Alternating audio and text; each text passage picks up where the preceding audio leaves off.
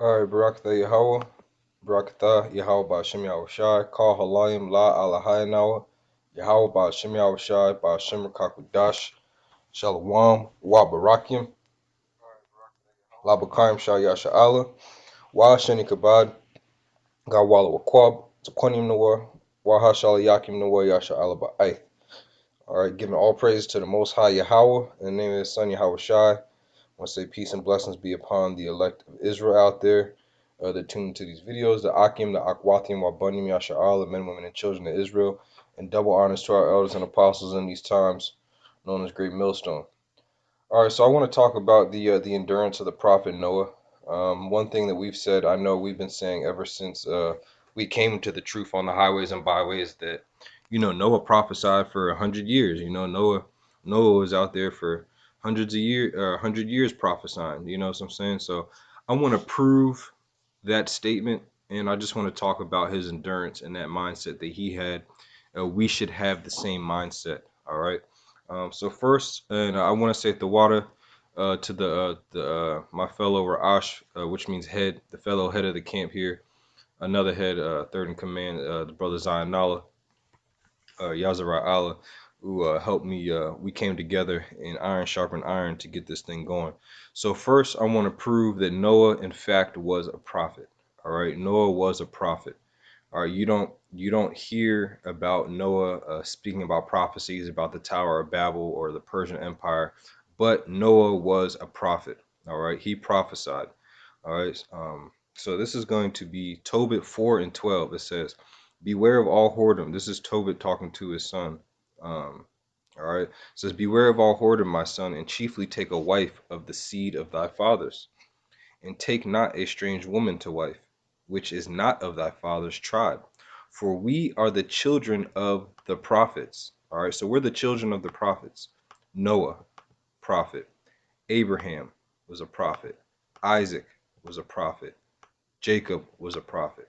All right, so Noah, Abraham, Isaac, and Jacob were all prophets. So now we've established, all right, let me finish this out. "Remember, my son, that our fathers from the beginning, even that they all married wives of their own kindred and were blessed in their children, and their seed shall inherit the land."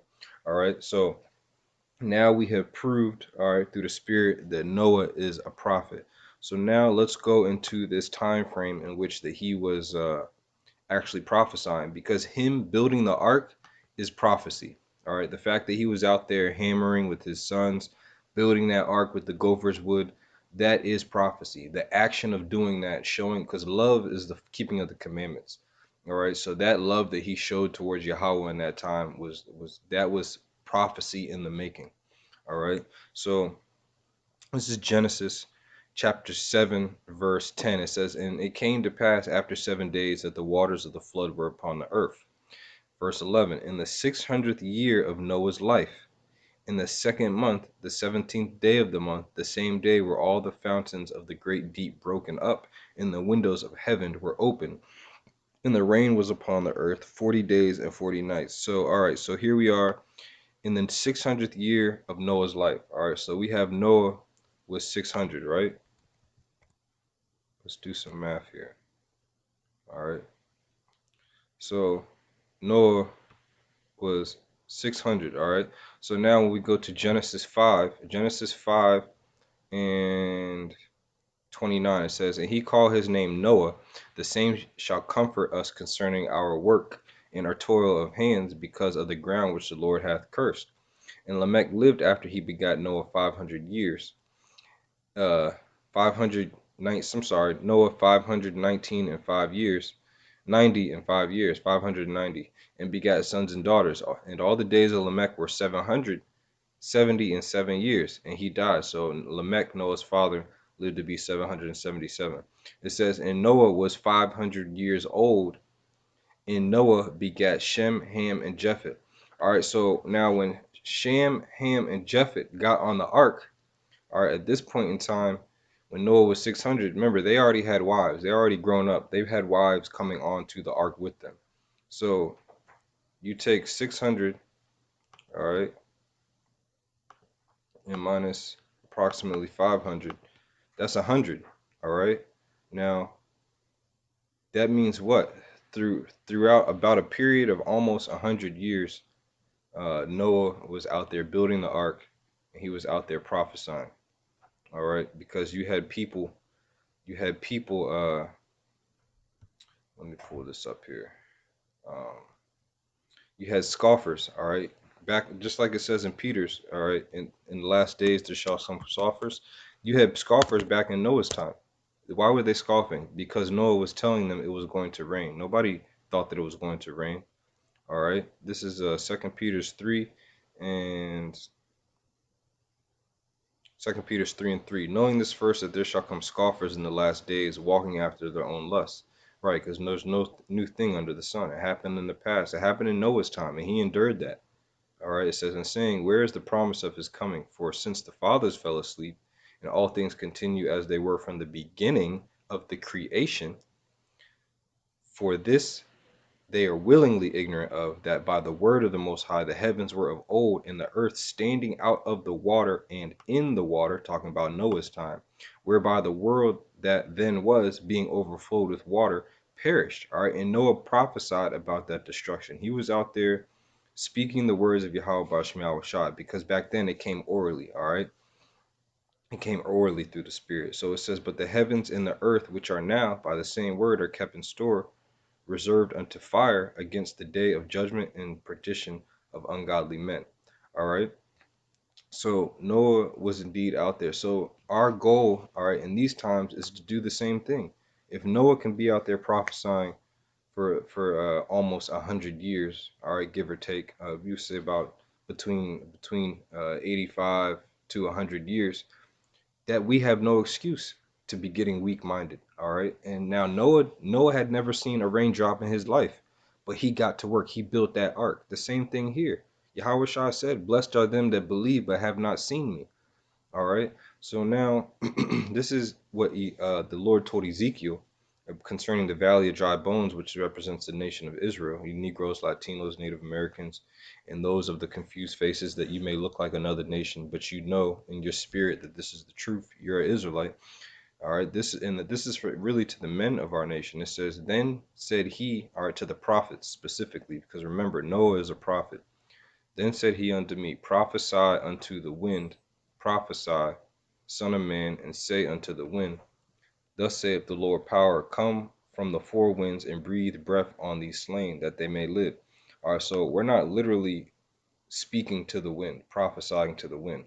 That's why you have to look these words up. Remember, our scriptures, our scrolls were written in Hebrew. So when you go into the Hebrew, it says, Waya Amar, and said, Al Yah unto me, Ha Nabah, Anabaya, Anabah, which means prophesy, Al unto Ha Racha, which means the spirit. So when we prophesy, all right, when we bring out this truth, we're really bringing it out in the spirit. Sometimes nobody's listening. Sometimes there's a bunch of people listening, but they're all scoffers. At that point in time, what are we doing? We're prophesying in the spirit. And what is the spirit? It's this word. It's the truth of Yahweh Ba'ashim Yahushua. And you can't think, don't get it in your mind because you're going out week in and week out, nobody's listening, that nothing's happening. All right? It's going out to the four winds. This is Psalms 19 and 1. It says, this is the chief musician, Armanatazak, a psalm of David, a Thahaim Dawada, or Shayar Dawada, the Amazamwar Dawada. It says, the heavens declare the power, the glory of the Most High, and the firmament showeth his handiwork. Day unto day uttereth speech, and night unto night showeth knowledge. There is no speech nor language where the voice is not heard. Their line is gone out through all the earth, and their words to the end of the world. In them hath he set a tabernacle for the sun. All right, so when we prophesy in the spirit, we upload these videos, these virtual letters. They are reaching the ears of the elect, and you have to endure.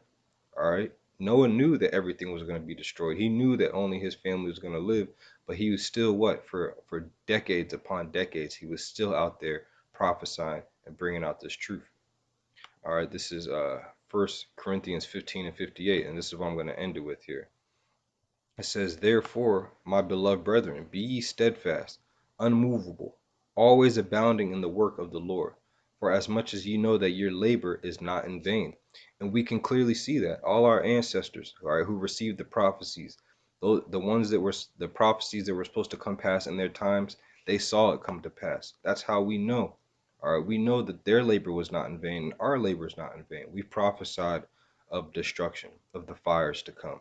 All right, you got the fires in Southern California breaking out. Earthquakes hit Haiti. Massive storms devastated Puerto Rico, the West Indies.